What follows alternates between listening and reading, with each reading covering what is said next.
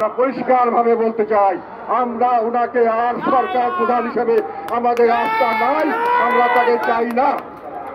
একই সঙ্গে উনি বলেছেন সংস্কার করবেন। উনি যে সংস্কার করার কথা বলছেন, কথাগুলি সুন্দর, বাস্তবায়ন সম্পূর্ণ অবাস্তব এবং সম্পূর্ণভাবে ভিন্ন।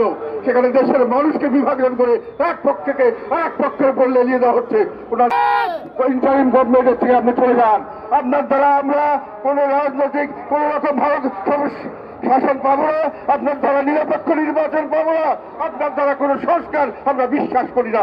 আপনারা যারা সংস্কার করছেন, যারা সংস্কার বাংলাদেশের প্রেক্ষাপট জানেন না, তাদের বৈচিত্র্য জানেন না, রাজনৈতিক ইতিহাস জানেন না, রাজনীতির আর্থসামাজিক অবস্থা জানেন না, সেই মানুষজনকে যারা দিয়েছেন সেই সংস্কারগুলো আমরা বলবো আমরা টেবিলে রেখে যান। পরবর্তীতে যারাই আসবে তারা এটা বিবেচনা করে তাদের প্রেক্ষাপট মেনে তারা করবে।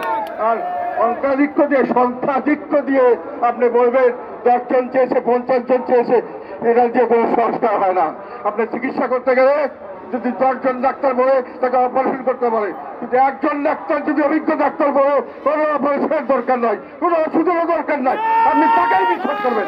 সেই অভিজ্ঞ মানুষ দিয়েই আপনার সংস্কার করতে হবে। এই জন্য সংস্কার আমরা এখন চাই না। এবং আমরা বর্তমান সরকারের উনি বলেছেন, উনি জানিয়েছেন যে দেশের মানুষ, ওনার আল জাজিরাতে ইন্টারভিউতে বলেছেন দেশের মানুষ তাকে ওনাকে চায়। যে তরুণ সমাজকে নিয়ে করছেন, যাদেরকে উনি ওনার নিয়োগদাতা এবং উনি অভিভাবক মনে করেছেন, তারা যে দল করেছে সেটাকে দেখে মনে হয়েছে পুরানা স্টাইলে দল করার জন্য ওনারা আগ বাড়িয়ে চলে গেছেন।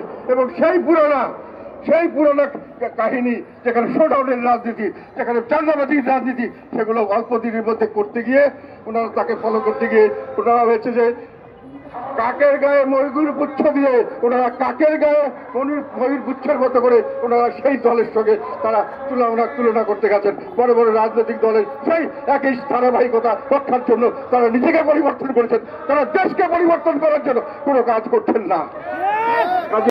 নিরপেক্ষ এবং অন্তর্ভুক্তিমূলক নির্বাচন হবে, সেই নির্বাচনের মাধ্যমে দেশের জনগণ সরকারকে গ্রহণ করবে এবং দেশের জনগণ সেই নির্বাচনের মধ্যে দরকার হলে সেই সরকারকে তারা ঘুরে সরে দেবে।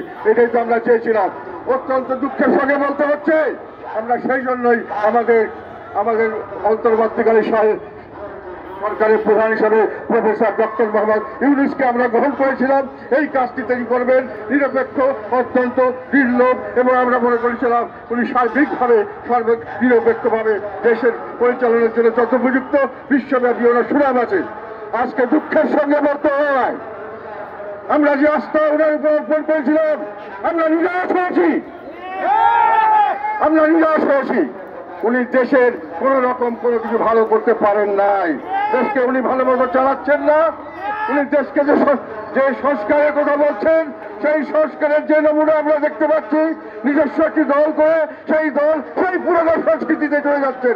সেই দল সেই পুরোনো ভাবে চাঁদাবাজি বিভিন্ন ভাবে মানুষকে, ব্যবসায়ীদের কাছে ভয়ভীতি প্রদর্শন করে, সরকারি তহবিল ব্যবহার করে, সরকারি কর্তৃত্ব ব্যবহার করে, বিচার বিভাগ অন্যান্য বিভাগকে ব্যবহার করে, দুর্নীতি দমন কমিশন পুলিশকে ব্যবহার করে তারা চাঁদাবাজির মাধ্যমে একটা তাদের অভিযোগ তারা বিরাট ফান্ড করে শোডাউনের রাজনীতি করছেন। নতুন কোনো বিজনেস ইনভেস্টমেন্ট হচ্ছে না, নতুন কোনো কলকারখানা খোলা হচ্ছে না, নতুন কোনো চাকরির সুযোগ সৃষ্টি হচ্ছে না। শুধু রেমিটেন্সের উপর দেশ চলছে, এই রেমিটেন্সের উপরে ঝুঁকি আছে। তারপরে আমাদের যদি সামনের দিকে এই অবস্থায় চলতে থাকে, তাহলে আমরা বিশ্বের কোনো জায়গায় আমরা কোনো ঋণ পাবো না, ব্যাংক থেকে আমাদেরকে ঋণ দেবে না। সরকারের যতক্ষণ বৈধতা না আসে, সরকারের যতক্ষণ মধ্যে স্থিতিশীলতা না আসে রাজনৈতিক, ততক্ষণ কোন রকম বিনিয়োগ হবে না, কোন রকম ঋণ পাওয়া যাবে না, কোন ধরনের বিদেশি সাহায্য পাওয়া যাবে না।